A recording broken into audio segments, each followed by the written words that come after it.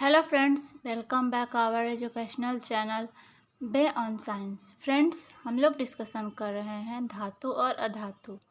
Friends, इसके पहले हम लोगों ने एनसीईआरटी का बुक चैप्टर पूरा हम लोगों ने क्लियर किया है और उसके अंदर जितना भी क्वेश्चन दिया गया था चैप्टर के अंदर अभ्यास प्रश्न हम लोगों ने सब सॉल्व कर लिया है। फ्रेंड्स, उसके बाद हम आज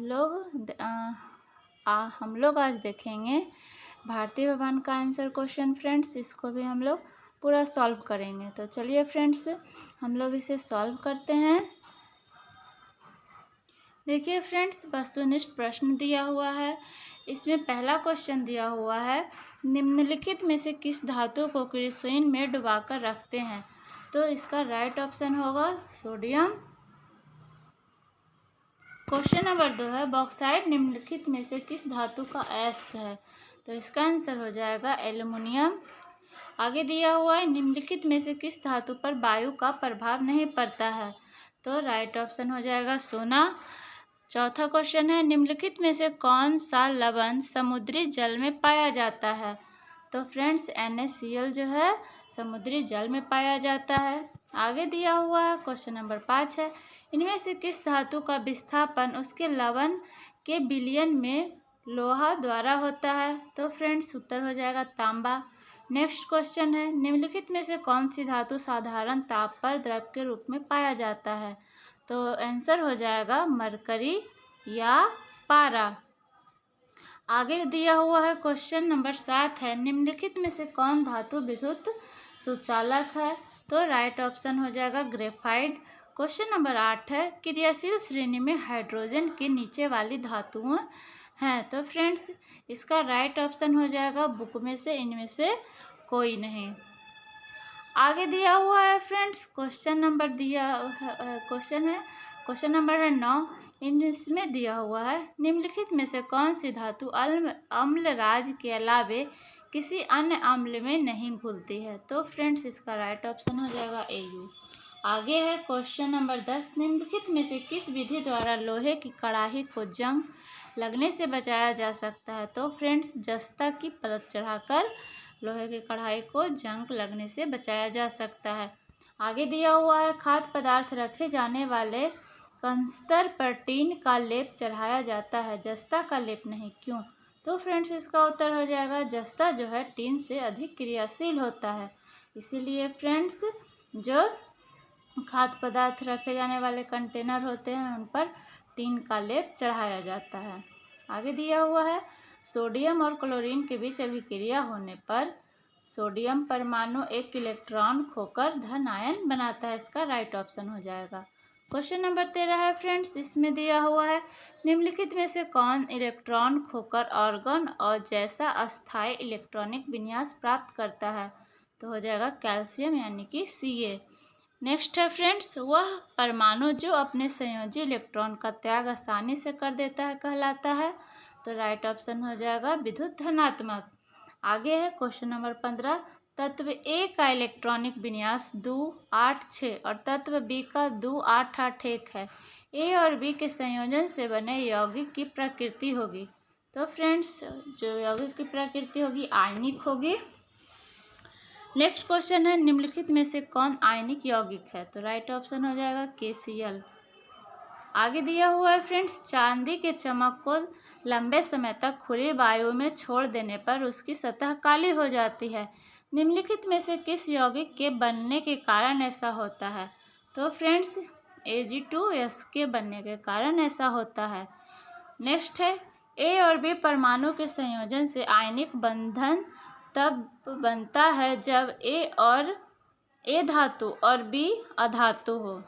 क्वेश्चन नंबर 19 है, निम्नलिखित में से पीतल किसका उदाहरण है? तो पीतल जो है फ्रेंड्स मिश्र धातु का उदाहरण है। आगे है, रिक्त स्थानों की पूर्ति करें, इसको भी हम लोग देखते हैं। दिया हुआ है फ्रेंड्स, प्रकृति में क्रियाशील धातु जो है मुक्त अवस्था में नहीं पाई जाती है। क्वेश्चन नंबर 2 है, खाली स्थान में भराएगा चुंबकीय अयस्कों के सांद्रण के लिए विद्युत चुंबकीय विधि प्रयुक्त होती है। नेक्स्ट है डॉट डॉट डॉट, यहाँ पे भराएगा सिल्वर विद्युत का सर्वोत्तम चालक है। आगे दिया हुआ है, धातुओं में लेड विद्युत का सबसे मंद चालक होता है। नेक्स्ट है, अयस्कों में उपस्थित उपद्रव्यों को जो है फ्रेंड्स यहाँ पे गैंग कहते हैं। किसी धातु का मरकरी के साथ बना समांग मिश्रण अम्लगम कहलाता है। नेक्स्ट है, लोहे का जस्तीकरण कर देने पर उसका संक्षारण नहीं होता है। आगे दिया हुआ है, सोडियम एवं पोटेशियम खाली स्थान में सक्रिय भरा जाएगा, सक्रिय धातु है। ZnCO3 निस्तापन यहाँ होगा फ्रेंड्स ZnO प्लस CO2। आगे है 2ZnS प्लस 3O2 फ्रेंड्स यहाँ पे भर्जन होगा तो हो जाएगा 2ZnO प्लस SO2। आगे है क्वेश्चन नंबर 12, उत्कृष्ट गैस से अक्रिय होती है, खाली स्थान में आ जाएगा। एक परमाणु से दूसरे परमाणु में इलेक्ट्रॉन के स्थानांतरण से बना जो यौगिक होता है फ्रेंड्स आयनिक यौगिक कहलाता है। आगे दिया हुआ है, वैद्युत संयोजक यौगिक जल में प्रायः विलेय किंतु कार्बनिक विलायकों में अविलेय होता है। आगे है फ्रेंड्स, दो परमाणुओं के बीच दो इलेक्ट्रॉन का साझा होने पर द्विबंध बनता है। क्वेश्चन नंबर 15 है, CO2 एक सह संयोजक बनाता है। 16 क्वेश्चन नंबर, क्लोरीन की संयोजकता 1 होती है क्योंकि क्लोरीन के परमाणु में इलेक्ट्रॉनों की संख्या उसके निकटस्थ उत्कृष्ट गैस ऑर्गन से 1 कम होती है।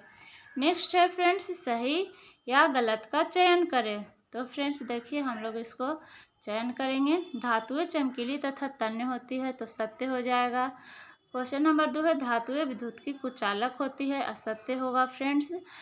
धातुएं प्रायः ठोस या गैस के रूप में पाई जाती है, सही। ब्रोमीन एक गैस है, गलत। कार्बन एक अधातु है जो विभिन्न अपरूपों में पाया जाता है, तो फ्रेंड्स सही बात है। सोडियम धातु कठोर होती है, गलत बात है फ्रेंड्स, सोडियम कठोर धातु नहीं होती है। धातु के ऑक्साइड अम्लीय होते हैं, ये गलत बात है, क्षारीय होते हैं। अधातु के ऑक्साइड अम्लीय होते हैं, सही बात है फ्रेंड्स। कुछ धातुओं के ऑक्साइड जल में घुलकर क्षार बनाते हैं, सही बात है। प्लेटिनम का घनत्व जो है निम्न होता है, गलत बात है फ्रेंड्स। सोडियम में धातुएं चमक होती है, अतः आयोडीन एक धातु है, फ्रेंड्स ये गलत है क्योंकि आयोडीन एक ऐसा धातु है लेकिन उसमें अधातु होने के कारण भी उसमें चमक पाई जाती है, तो फ्रेंड्स आयोडीन जो है अधातु है लेकिन उसमें चमक पाई जाती है। आगे है फ्रेंड्स, सभी अयस्क खनिज होते हैं, सही है।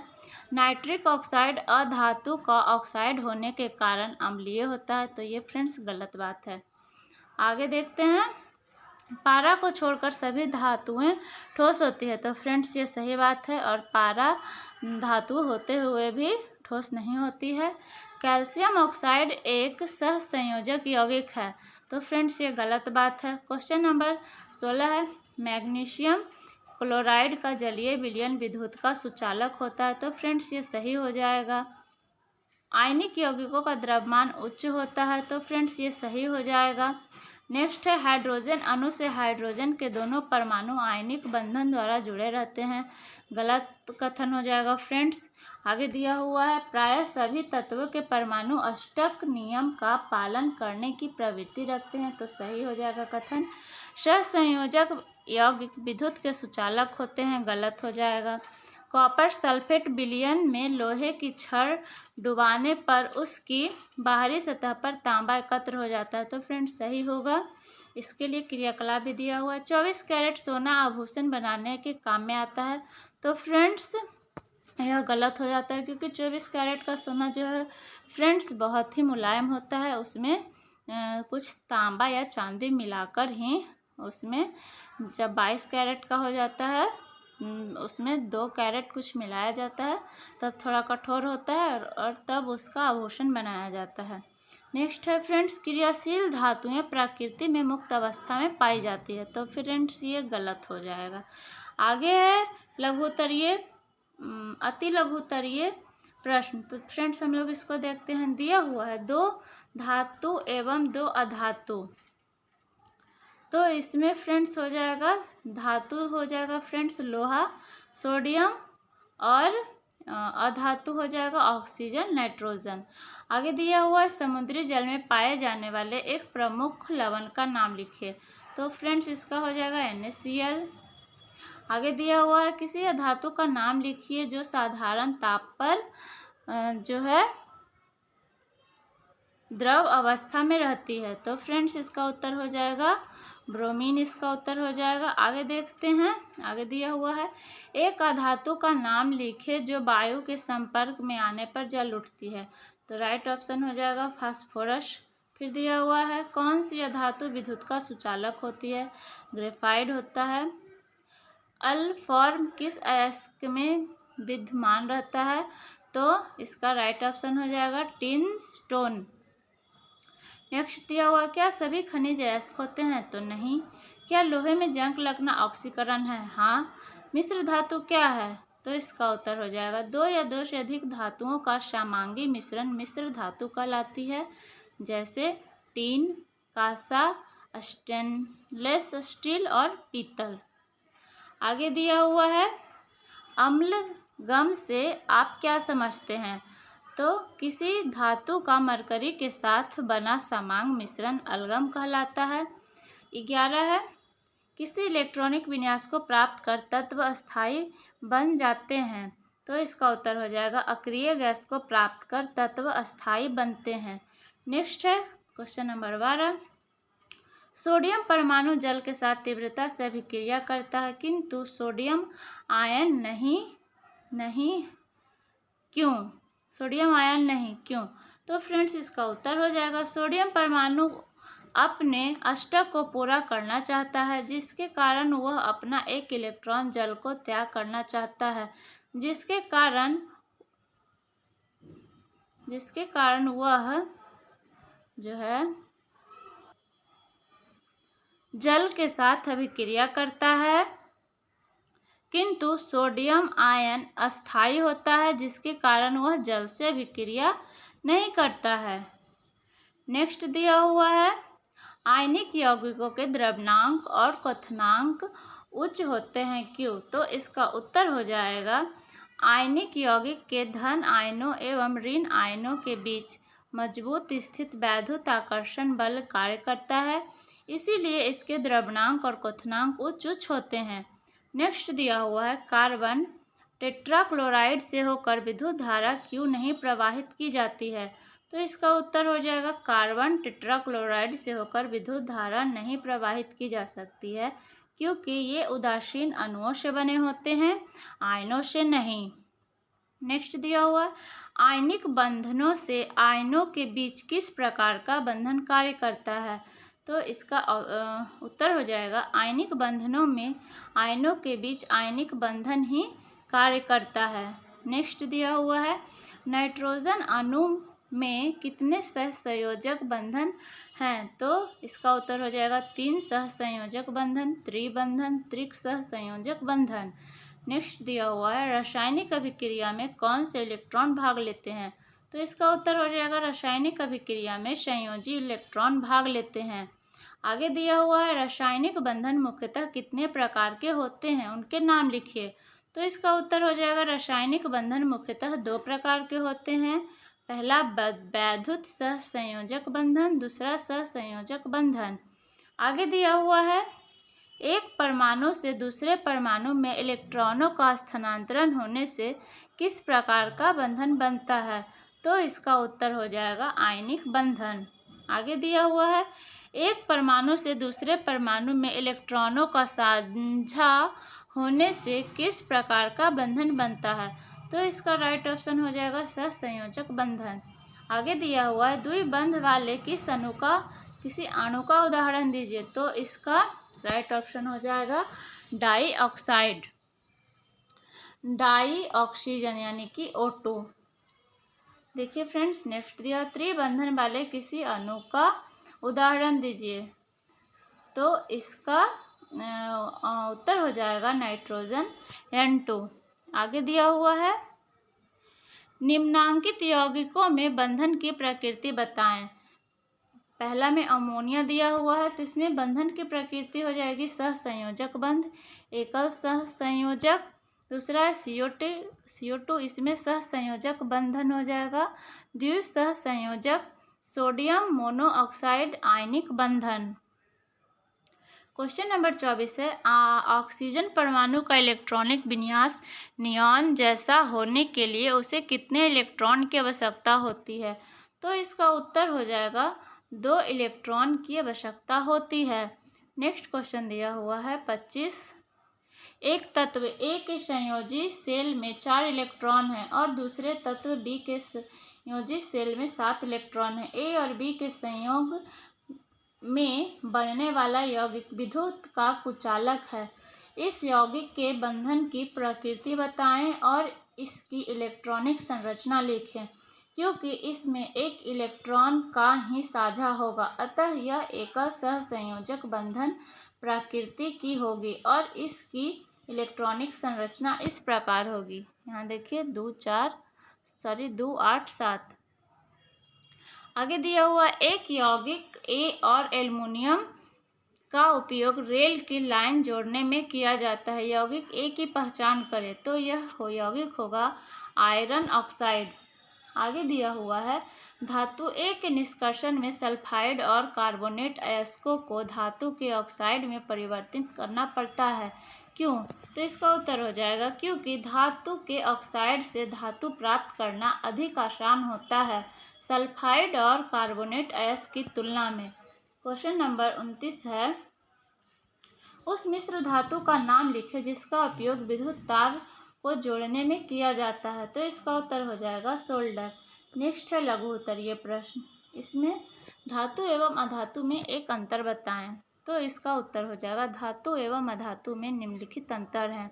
धातु प्रायः उच्च ऊष्मा एवं विद्युत का सुचालक होती हैं और अधातु जो है प्रायः ऊष्मा एवं विद्युत का कुचालक होती हैं। अपवाद है हाइड्रोजन एवं ग्रेफाइट विद्युत के सुचालक हैं। आगे दिया हुआ है धातुएं विद्युत की सुचालक क्यों होती है? तो इसका उत्तर हो जाएगा धातु इलेक्ट्रॉन का त्याग कर धनावेशित हो जाते हैं। चूँकि हम जानते हैं कि इनके परमाणुओं में मुक्त इलेक्ट्रॉन रहते हैं जो विद्युत धारा का संचालन करते हैं, इसीलिए धातुएं विद्युत की सुचालक होती है। कॉपर एवं सिल्वर की तुलना में सर्वोत्तम विद्युत चालकों में होता है। इसके बाद सोना, एल्युमिनियम और टंगस्टन का स्थान होता है। नेक्स्ट है धातु की तन्यता और आघातवर्धनीयता से आप क्या समझते हैं? तो इसका उत्तर हो जाएगा पहले तन्यता के बारे में जानते हैं। पदार्थ का वह गुण जिसमें उसे खींचकर पतले तार के रूप में व्यक्त या बदल सकते हैं उसे तन्यता कहते हैं। आघातवर्धनीयता इसको देखते हैं। पदार्थ का वह गुण जिसमें उसे पीट कर चौड़ा यानी कि चदरे के रूप में बनाया जा सके उसे आघातवर्धनीयता कहते हैं। नेक्स्ट दिया हुआ है द्विवर्णी ऑक्साइड क्या है? तो इसका उत्तर हो जाएगा ऐसे ऑक्साइड जिनकी प्रकृति अम्लीय तथा क्षारीय होते हैं, दोनों हो उसे द्विधर्मी ऑक्साइड कहा जाता है। उदाहरण के लिए Al2O3 और ZnO। नेक्स्ट क्वेश्चन 5 है ग्रेफाइट अधातु होते हुए भी कौन सी धातुई गुण प्रदर्शित करता है? तो इसका उत्तर हो जाएगा ग्रेफाइट जो है धातु होते हुए भी चालकता का गुण प्रदर्शित करती है। आगे दिया हुआ है ऑर्गन के 2 परमाणु परस्पर संयुक्त होकर ऑर्गन अणु को क्यों नहीं बनाते हैं? तो इसका उत्तर हो जाएगा ऑर्गन जो है अक्रिय गैस है, इसका अष्टक पूरा रहता है, इस कारण किसी से संयोजक या बंधन नहीं बनाता, अतः यह एक परमाणु के रूप में ही विद्यमान रहता है। आगे दिया हुआ है परमाणु एवं आयन में क्या अंतर है? तो इसका उत्तर हो जाएगा परमाणु एवं आयन में निम्नलिखित अंतर है। परमाणु जो है तत्व का सबसे छोटे से छोटा अविभाज्य कण परमाणु कहलाता है, जैसे सोडियम। आयन है किसी परमाणु द्वारा इलेक्ट्रॉन त्यागने एवं ग्रहण करने के बाद आयन का निर्माण होता है, जैसे Na+। परमाणु जो है प्रायः विद्युत का उदासीन होता है और आयन जो है प्रायः आवेशित होते हैं। नेक्स्ट दिया हुआ है सहसंयोजक बंधन कितने प्रकार के होते हैं और ये कैसे बनते हैं? तो इसका उत्तर हो जाएगा सहसंयोजक बंधन 3 प्रकार के होते हैं। एकल सहसंयोजक बंधन, द्विक सहसंयोजक बंधन और त्रिक सहसंयोजक बंधन। एकल सहसंयोजक बंधन उसे कहते हैं जब दो परमाणु के बीच इलेक्ट्रॉनों के सिर्फ एक युग्म का साझा होता है, तब उसके बीच एकल बंधन का निर्माण होता है। उदाहरण के लिए क्लोरीन का बनना। द्विसहसंयोजक बंधन, जब दो परमाणु के बीच दो दो इलेक्ट्रॉन साझा करते हैं तब उनके बीच द्विसहसंयोजक बंधन बनता है। उदाहरण के लिए O2 का बनना। त्रिसहसंयोजक बंधन, जब सहसंयोजक करने वाले दो परमाणु तीन तीन इलेक्ट्रॉनों को साझा करते हैं, तब इन परमाणुओं के बीच त्रिक सहसंयोजक बंधन बनता है। उदाहरण के लिए N2 का बनना। आगे दिया हुआ, आप कैसे प्रमाणित करेंगे कि कार्बन टेट्राक्लोराइड विद्युत का कुचालक होता है? तो इसका उत्तर हो जाएगा कार्बन टेट्राक्लोराइड सहसंयोजक यौगिक है जो विद्युत के कुचालक होते हैं, क्योंकि ये उदासीन अणुओं के बने होते हैं, आयनों से नहीं।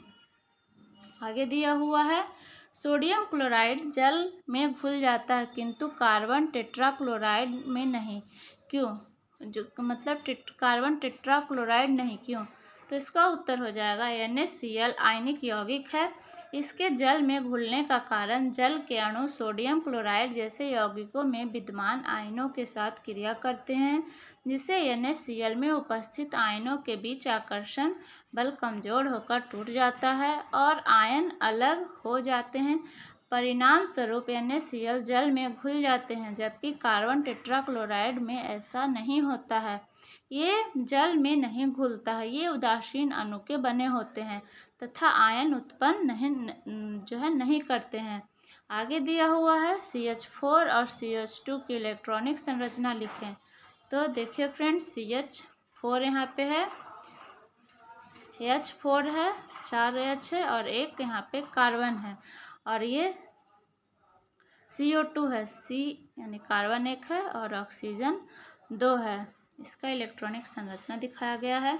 आगे दिया हुआ है, मीथेन अणु में एक कार्बन परमाणु और 4 हाइड्रोजन परमाणु क्रमशः उत्कृष्ट गैस नियॉन और हीलियम की भांति अस्थायी इलेक्ट्रॉनिक विन्यास प्राप्त कर लेते हैं। मीथेन अणु से 4 एकल बंधन C सिंगल बॉन्ड H है, अतः मीथेन अणु में साझा इलेक्ट्रॉन के युग्म 4 हैं। और इधर देखिए फ्रेंड्स, O2 का प्रत्येक परमाणु कार्बन परमाणु के साथ दो दो इलेक्ट्रॉनों का साझा करता है, अतः कार्बन दोनों O2 परमाणुओं के साथ द्विबंधन बनाता है। यहाँ डबल बॉन्ड आ जाएगा और इधर सिंगल बॉन्ड रहेगा। आगे देखिए फ्रेंड्स, आगे दिया हुआ है, किसी रासायनिक यौगिक बनाने में सहसंयोजी इलेक्ट्रॉनों की क्या भूमिका होती है? तो इसका उत्तर हो जाएगा रासायनिक अभिक्रियाओं में संयोजी इलेक्ट्रॉनों ही भाग लेकर तत्वों के साथ बंधन बनाकर यौगिक का निर्माण करते हैं। आगे दिया हुआ है, किसी तत्व A की परमाणु संख्या 12 है और दूसरे तत्व B की परमाणु संख्या 17 है। A और B के संयोजन से बने यौगिक का सूत्र लिखें। तो इसका सूत्र हो जाएगा, तत्व A का परमाणु संख्या 12 Mg है, तत्व B का परमाणु संख्या 17 यानी कि Cl है। संयोजन करके MgCl यानी कि मैग्नीशियम क्लोराइड बनाएगा। आगे दिया हुआ है, अमोनिया के अणु में कुल कितने सहसंयोजक बंधन है? तो इसका उत्तर हो जाएगा, अमोनिया में 3 सहसंयोजक बंधन है। देखिए फ्रेंड्स, NH3 होता है तो N1 और हाइड्रोजन जो है 3 है, तो इस तरह से हो जाएगा बॉन्ड का निर्माण। आगे दिया हुआ सोडियम अणु कहना सही है? तो इसका उत्तर हो जाएगा, सोडियम अणु कहना सही नहीं है। केवल बंध बनाए बिना अणु नहीं कहलाता है, अतः कहना उचित नहीं है। आगे दिया हुआ है, निम्नलिखित पदार्थों में बंधन की प्रकृति पर प्रकाश डालें। तो पहला दिया हुआ है जल, एकल बंधन, क्योंकि एक एक इलेक्ट्रॉन का साझा होता है। दूसरा है नाइट्रोजन अणु, त्रिसहसंयोजक बंधन यानी कि 3 इलेक्ट्रॉनों का साझा। मैग्नीशियम ऑक्साइड, द्विसहसंयोजक बंधन, क्योंकि 2 इलेक्ट्रॉन का साझा। कैल्शियम क्लोराइड आयनिक बंधन है, क्योंकि इसमें एक धातु और दूसरा अधातु है। नेक्स्ट है तत्व WXYZ, की परमाणु संरचनाएं क्रमशः 7, 9, 10 और 11 हैं। तत्वों के निम्नांकित गुण से बने यौगिक का सूत्र लिखिए और उनमें विद्यमान बंधन की प्रकृति बताएं। W और X, इसका N2 प्लस F2, देखिए NF3 नाइट्रोजन फ्लोराइड, इस तरह से बंधन का निर्माण होगा। यहाँ एक एक इलेक्ट्रॉन का साझा हो रहा है, अतः एकल संयोजक बंधन का निर्माण होगा। आगे दिया हुआ है X और X, यहाँ पर F प्लस F यानी कि F2 फ्लोरीन अणु, क्योंकि एक एक इलेक्ट्रॉनों का साझा हो रहा है, अतः एकल सहसंयोजक बंधन बनता है। आगे दिया हुआ है W और Z। Z की परमाणु संख्या 11 यानी कि सोडियम, यानी W की परमाणु संख्या 7 यानी कि नाइट्रोजन बराबर N2, N2 plus Na3N sodium nitrate, एकल बंध का निर्माण होगा। आगे दिया हुआ है वाई और जेड। वायु की परमाणु संख्या 10 बराबर नियॉन अक्रिय गैस और जेड की परमाणु संख्या 11 बराबर सोडियम। यहाँ Na प्लस Na, चूँकि नियॉन एक अक्रिय गैस है जिसका अष्टक पूर्ण है, इसीलिए यह सोडियम के साथ अभिक्रिया नहीं करेगी। आगे दिया हुआ है बाई और एक्स और बाई तत्वों का इलेक्ट्रॉनिक विन्यास निम्नलिखित है। एक्स का 2 6 हो जाएगा, बाई का 2 8 2। एक्स और बाई के मध्य बनने वाले बंधक की प्रकृति बताएं। एक्स की परमाणु संख्या बराबर 8 है तो यह ऑक्सीजन होगा, और वायु की परमाणु संख्या 20 है तो यह कैल्शियम होगा। आगे दिया हुआ है Ca और O से बनने वाला बंधन आयनिक बंधन होगी जो कैल्शियम ऑक्साइड का निर्माण करेगी, इस तरह से, और यह एकल बंधन का निर्माण करेंगे। आगे दिया हुआ क्वेश्चन नंबर 18, एक धातु परमाणु संख्या 19 क्लोरीन के साथ अभिक्रिया कर एक सफेद ठोस क्लोराइड बनाता है। चित्र की सहायता से A का अभिक्रिया से पूर्व और पश्चात इलेक्ट्रॉनिक विन्यास दिखाएं। तो धातु यहाँ A का हो जाएगा 19 प्लस क्लोरीन ठोस क्लोराइड बनाएगा। धातु A बराबर हो जाएगा 19, पोटेशियम K हो जाएगा, क्लोरीन Cl बराबर 17 हो जाएगा। आगे दिया हुआ है पोटेशियम का अभिक्रिया से पूर्व इलेक्ट्रॉनिक विन्यास यहाँ हो जाएगा 2 8 8 1। पोटेशियम का अभिक्रिया के बाद इलेक्ट्रॉनिक विन्यास 2 8 8 होगा। आगे दिया हुआ है एक परमाणु A दूसरे परमाणु B को 2 इलेक्ट्रॉन प्रदान कर यौगिक बनाता है, तो A की संयोजकता और B की अंतिम कक्षा में इलेक्ट्रॉनों की संख्या बताएं। यहाँ A B को 2 इलेक्ट्रॉन दे रहा है, अतः A के बाहरी कोष्ठ में 2 इलेक्ट्रॉन, अतः संयोजकता बराबर 2, तथा B को 2 देता है, अर्थात 6 प्लस 2 8। यहाँ देखिए, इसलिए A प्लस B बराबर हो जाएगा Mg प्लस O यानी कि MgO। आगे दिया हुआ है हाइड्रोजन अणु H2 के बनने में 2 H परमाणु अष्टक प्राप्त नहीं करते हैं, फिर भी हाइड्रोजन का अणु काफ़ी अस्थायी होता है, क्यों? तो इसका उत्तर हो जाएगा हाइड्रोजन के 2 परमाणु के संयोजन से H अणु बनता है, जिसके H के दोनों परमाणु एक एक इलेक्ट्रॉन का साझा करके सेकेंड जो है यहाँ पे पूरा करते हैं, जिसमें H के मध्य एकल बंधन बनता है H प्लस H, यहाँ पर इस तरह से बनता है। 21 है A, B और C 3 तत्वों की परमाणु संख्या क्रमशः 8 10 और 20 है, इसमें अक्रिय गैस का पहचान करें। तो उत्तर हो जाएगा इसका तत्व A अक्रिय गैस है, क्योंकि इसके बाहरी कोश अष्टक पूरा है जो अक्रिय गैस को दर्शाता है, इस तरह से। क्वेश्चन नंबर 22 है ऑक्सीजन परमाणु का इलेक्ट्रॉनिक विन्यास 2 6 है, इसकी संयोजकता क्या है? तो इसका उत्तर हो जाएगा ऑक्सीजन इलेक्ट्रॉनिक विन्यास 2 6 है, अंतिम कक्षा में 6 है, अष्टक पूरा करने के लिए 2 इलेक्ट्रॉन की आवश्यकता है, अतः संयोजकता बराबर हो जाएगा, यहाँ